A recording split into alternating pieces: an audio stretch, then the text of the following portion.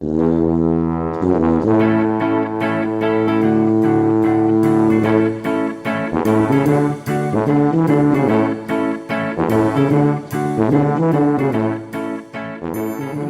and welcome to the Mental Breakdown Morning Show. I'm Dr. Bernie Wilkinson. I'm Dr. Richard Marshall. And it's a wonderful Thursday, November 2nd. Wednesday. 2000. What'd I say? November 2nd, Thursday. But it's wishful thinking. You're going to have that kind of a day today that you'd like to have behind you, not in front of you. That's true. You'd like for it to be Thursday because you know what Wednesday looks like. That's true. I'll be leaving soon for a hour and a half drive to go do an evaluation, but also because it's a little bit confusing because this will matter more, I guess, for the folks that watch us on the show on YouTube. We're going to record multiple programs this morning because you're going to be out of town. I'm going to be out of town starting tomorrow. You're going to. That's why you were thinking about Thursday. It is because that was. I'm leaving tomorrow. Yeah. Because I have to do a talk on Friday. Yes, and so I've been thinking about the different things that we're going to be talking about this week, and I was just thinking about Thursday's show.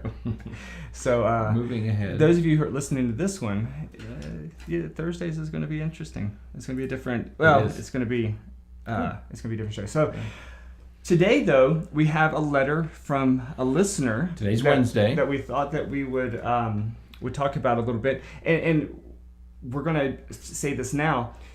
We're going to touch on this topic a little bit for the morning show, but we're really going to dig into it a little bit more on the mental breakdown, the main show, because it's going to need a little bit more time. Right. Because it's really a good question. It is, really. And my goodness, I've been waiting for this question. We can count. We'll lose count when thinking about how many families that we work with who have this similar problem. Right. So the letter is from Frustrated Father. So he didn't provide his name, but it says, "My son is 13 years old, and my wife and I are unable to make him do his homework. We have used consequences, restrictions, rewards, and punishment, but nothing seems to work. How do you get your kid to do something that he refuses to do?" Well, Dad's really asking the second question. Yeah. How do you get him to do something he doesn't want to do? Right. Speaks to the first. If they're only having trouble with homework, right? If the child is doing his chores and doing everything else that he's being asked to do. If it's only homework, then there's something specific about homework. Right. So it's really, I like the way he posed the question. Yeah. If this is the only thing your child isn't doing, then this is about homework. If your child isn't doing anything you're asking, different kind of problem. Right. And so I think that the way that we'll approach it for this morning's program, because again, this is the way that the final question was asked is requires a much bigger discussion. Right. And so, but for Frustrated Father, I think that the thing that we should think about is exactly that. When your child is refusing to do something, whether it's homework or taking a shower or whatever it is, right. If it is a relatively isolated thing, then we need to examine that. Yeah, it might be bedtime. Yeah. Everything else is okay. Does his homework, cleans his plate, does his chores, but it's just bedtime. Right. Then if it's specific, that's one kind of problem. If it's generalizing to several things, right, it's a different kind of problem that needs a different approach. Yeah, we're going to tackle that with the other one. But with the if it's a very specific thing, again, homework, bedtime, or whatever, what you need to do is, oftentimes it's easiest, especially since your son's 13, sit down and just talk to him. What is the problem here? This is, obviously this is something that you have to do. I will assume, or maybe we need to inform the child why it's important that you're doing it, and then try to figure out what is getting in the child's way. And I would caution parents too. Typically this issue comes up when everybody's tired, when there's homework to be done, and it needs to be done within a certain amount of time. And we're in a hurry to deal with this problem as quickly, because in our brains, in our parent brains, we're thinking, I just want to get this finished, okay? Right. We don't have time to do a lot of I just want this homework to be done. Right. So I'm going to reach for a very quick way of dealing, and I'm going to take his cell phone. Right. If you don't do this, I'm going to take your cell phone.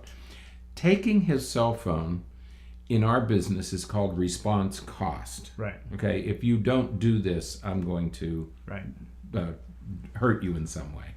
very quick, very efficient, but not very effective. Right. Okay. So please, when Dr. Bernie said, first of all, let's sit down with your child and try to figure out what's going on. Yeah, exactly. Don't just reach for the cell phone trick. Be a little more thoughtful, because while you're in a hurry and while you'd like to get the homework done, there's a more important issue to settle here. Right. So don't ignore the larger issue just so you can get a single homework assignment finished. Right. And you may find that taking the cell phone is the right decision. So you sit down with your child and you find out, well, and he says, it's just really hard because, when I'm sitting down to do my homework, that's when my friends are texting me, and it's really hard for me to do my homework because so that's the time when you say, okay, I'm going to help you with this by, I'll hold your cell phone while you're doing your homework so you don't get distracted by the text messages and everything. Right. You finish your homework, and then when you finish, you can have the phone back. I advise parents that if the cell phone isn't the reason for not doing homework, then leave the cell phone out of it. Right. But by all means, if homework isn't being completed because he or she is using a cell phone, then the cell phone is the problem, and it makes sense to remove it. Right. But again, you can say to him, how old is this child? 13. 13. You can say to this child, okay, why? And he'll say, well, because this is when my friends text me. Right. How do we solve? Then you can say, how do we solve that problem? And I'll bet a 13-year-old will come up with a very good solution. Right. That's probably the same solution as you. Yeah. But if we, again, sticking with that example, there may be other solutions as well. So if it just so happens that your child tries to do, sits to do homework after dinner, and that's when his friends are texting, what if we shifted the time that you're doing homework? So you're doing homework when you get home from school as opposed to waiting until after dinner. Maybe that will help solve that problem because his friends are busy doing other things, or they're after school care or something like that. So there's a variety of solutions that are possible if we kind of sit down and examine what's going on, what is causing the issues to begin with, and then really focusing in and zeroing in on them. And what we're talking about here is something Ross Greene refers to as collaborative problem solving. Right. Okay. You obviously that not doing homework is a problem. So how do you solve that? And with a 13-year-old, you can use collaborative problem solving. Right. Let's sit down. Let's figure out what the obstacle is. What is the problem? Maybe the problem is the child can't do the work. Right. Okay. You don't take their cell phone if it's a question of not being able to do the work. Right. So work together using a collaborative approach and see if your child can generate a solution to the problem. Yeah. Usually when the kids help find the solution, they're more likely to take hold of it and really claim it as their own. Right. And if really they come up with a solution, then they take ownership of it. Yeah, absolutely. So, all right, Frustrated Father, I hope that helps. We, again, we'll dig into this a little bit more on the Mental Breakdown regular podcast show. Not the morning show, but the regular show. We need to the names do get confusing there. So check that one out. That one will be out. I think we're going to post that one on Saturday morning. So we'll go into more detail there. Okay. But until then, have a terrific day. Happy Wednesday. Yeah, have a great day, and we will see you. We're going to see you in a few minutes, but you will see us tomorrow morning. All right. Good day. Bye-bye.